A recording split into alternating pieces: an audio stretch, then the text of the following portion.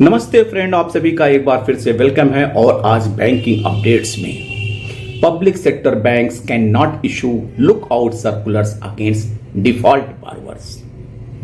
The Bombay High Court on Tuesday ruled that public sector banks do not have the power in law to issue lookout circular against the default borrowers. The SC verdict would render all LOCs issued by such banks against defaulter as coerced. The Bombay High Court has ruled that the public sector banks in India do not have the power in law to issue lookout circulars against the default borrowers. The court's verdict renders all LOCs issued by the such banks against defaulter as coerced. A division bench of the Justice Gautam Patel and the Madhav Jamadar held as the unconstitutional as the clause of an office memorandum issued by the central government that empowered the chairperson of the public sector banks to issue LOCs against the default borrowers. The court passed its verdict on a bunch of petitions challenging the validity of the said clause.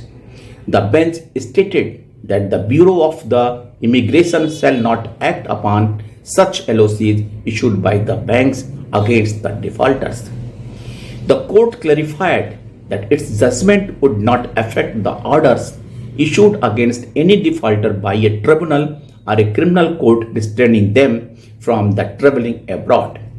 While the office memorandum issued by the center was not ultra vires the constitution, the clause empowering the chairperson of a public sector bank to issue LOC was deemed arbitrary and without power in law by the High Court.